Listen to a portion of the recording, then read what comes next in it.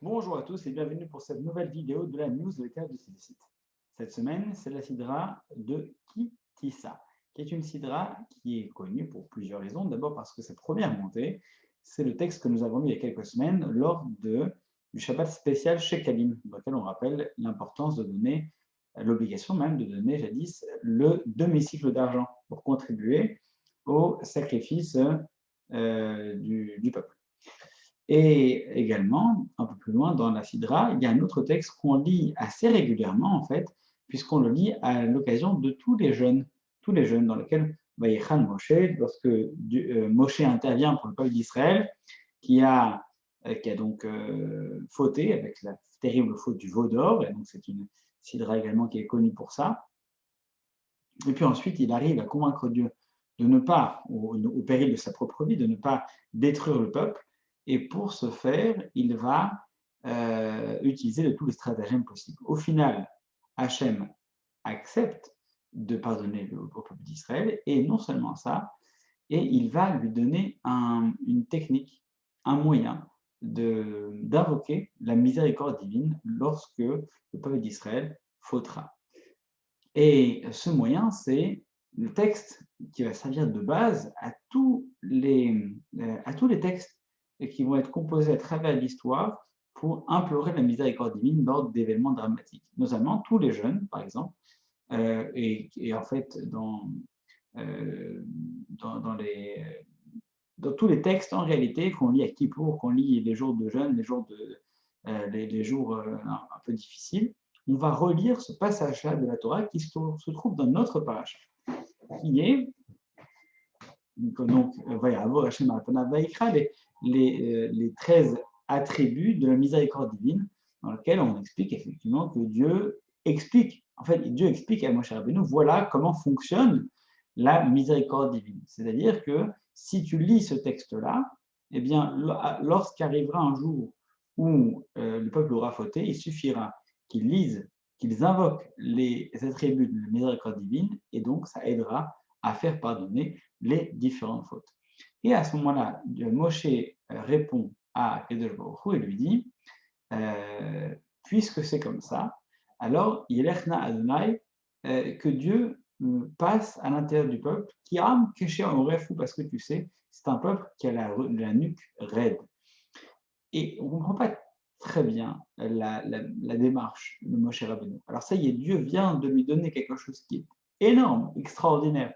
Il vient de révéler une partie de la manière dont fonctionne la justice divine, qui est extraordinaire. Dieu ne s'est jamais autant révélé à l'humanité qu'à travers l'échange qu'il a eu à ce moment-là avec Moshe Rabbeinu. Et Moshe, qui obtient donc ce joyau, cette pépite, dit, alors maintenant, s'il te plaît, daigne venir passer à l'intérieur du peuple. Pourquoi? Parce que le peuple est un peuple à la nuque raide. Ce n'est pas le bon timing. Lorsqu'on vient de faire pardonner une personne qui a fait une grosse bêtise, un repris de justice qui vient se faire pardonner par le juge, son avocat ne va pas rappeler ses méfaits et ses comportements délicats. Donc c'est difficile de comprendre pourquoi est-ce que Moshe rappelle à ce moment-là que le peuple est effectivement un peuple têtu. Donc, à ce moment-là, lorsque Moshe et Rabbeinu s'adressent à Dieu, il aurait plutôt dire que Dieu daigne effectivement passer à l'intérieur du peuple parce qu'il va s'améliorer, par exemple, ou parce que tu as accepté de pardonner. Voilà. Et il y a un commentaire qui dit une chose assez intéressante. Il dit que Moshe Rabbeinu, en fait, vient de prendre conscience de quelque chose d'énorme. C'est-à-dire qu'on vient de lui révéler comment faire pour invoquer la miséricorde divine. Et plus que ça, il vient de comprendre quelque chose qu'il ne savait pas avant, qui était que lorsque Dieu utilise la rigueur pour juger une personne, lorsque c'est la rigueur divine qui est sollicitée, eh bien, même celle-ci, en réalité, n'est pas fondamentalement mauvaise. Elle n'est là que pour servir la justice et aider l'homme, en fait, à être jugé au mieux.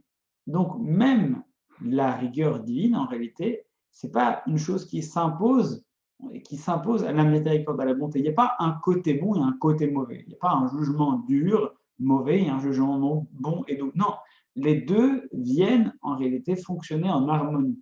Et donc, Moshe Rabbeinu qui avait peur du din, donc de la rigueur, de la justice divine, à ce moment-là, est rassuré et se rend compte qu'en réalité, elle est prise en compte. Cette partie du jugement est tout à fait normale, naturelle, indispensable pour être là, pour pouvoir fonctionner de manière harmonieuse avec la miséricorde. Qu'en fait, ce n'est pas quelque chose qui se contredit intrinsèquement. Alors, puisqu'il a compris ça, alors il lui dit maintenant, il s'adresse à Dieu et il lui dit Lechna Adonai, que Dieu, c'est-à-dire non pas le Dieu de la miséricorde, mais le Dieu de la rigueur, le Dieu qui est dur, que celui-ci vienne bien au sein du campement du peuple d'Israël, qui ame Keshorev parce que c'est un peuple qui a la nuque qui est têtue. Ça veut dire que en réalité, Moshe Rabbeinu comprend que il ne faut pas cacher les défauts d'une personne. Il ne faut pas cacher les travers d'un peuple. Non, à partir de maintenant, il s'agit d'être honnête et jusqu'au bout.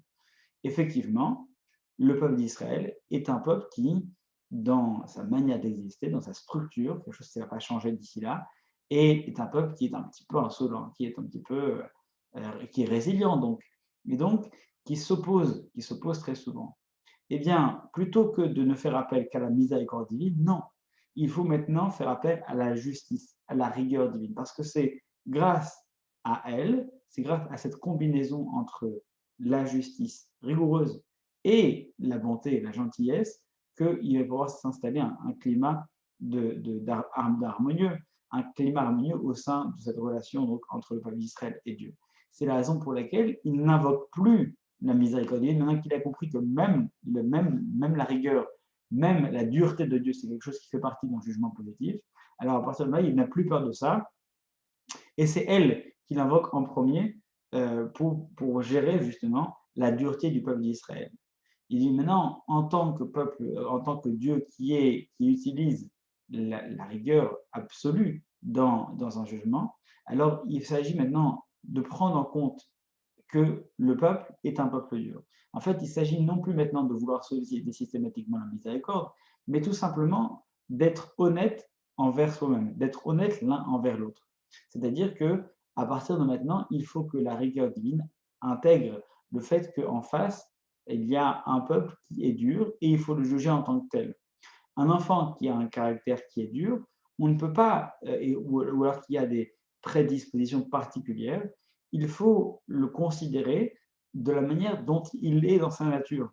Et on ne peut pas, lorsqu'on a deux personnes, l'une à côté de l'autre, les juger de la même manière vis-à-vis de la justice humaine. C'est indispensable de les juger de la même manière.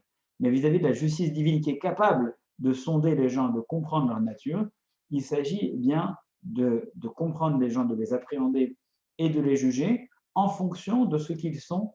Et donc, on ne peut pas, lorsque deux personnes ont l'air similaires, on ne peut pas les juger lorsqu'on comprend leur cœur de la même manière. C'est pour ça que Dieu Moshe Rabbeinu demande à partir de ce moment-là eh bien, de s'adresser directement à la rigueur divine, puisqu'il a compris que celle-ci est rigoureuse, mais rigoureuse et juste en même temps. Et c'est celle-ci qu'il va falloir convaincre, c'est celle-ci qu'il va falloir aborder pour pouvoir faire en sorte de créer ce climat harmonieux au sein du peuple et de Dieu. Alors on espère, parce que nous sommes à l'approche justement de cette paracha qui nous rappelle des moments douloureux dans l'histoire du peuple d'Israël, autant sur le plan du Vaudor, autant plus tard de manière positive vis-à-vis du pardon, et bien que nous puissions d'abord et avant tout, avant de demander à Dieu de nous juger de manière honnête vis-à-vis de ce que nous sommes, d'être capables nous-mêmes de prendre conscience de ce que nous sommes pour ensuite pouvoir demander éventuellement la miséricorde de Dieu ou même de ceux qui nous entourent. C'est extrêmement important pour pouvoir avoir un quelconque jugement vis-à-vis des autres, d'être capable de se juger soi-même et de comprendre ce qui nous fonde, ce qui nous construit intérieurement, et ainsi pouvoir avoir un discours qui soit cohérent. Shabbat shalom à tous et à bientôt ce Shabbat.